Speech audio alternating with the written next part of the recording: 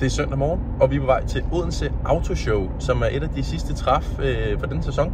Der er selvfølgelig også lige Essen i december, men det her det bliver noget af det sidste.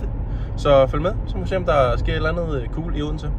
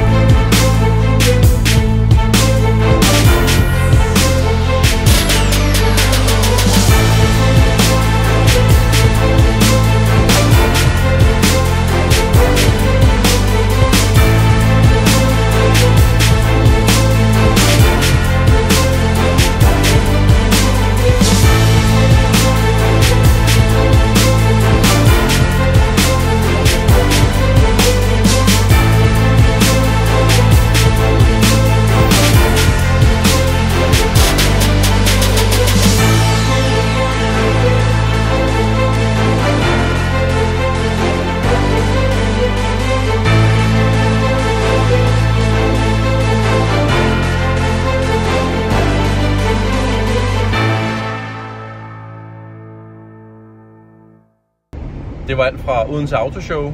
Det var et godt arrangement. Masser af drift, masser af fede biler. Det er synd at Boosted via alle deres artikler prøver at splitte bilcommunityet ad med elbiler og noget lort og elbiler mod benzinbiler, i stedet for at vi alle sammen kan være med.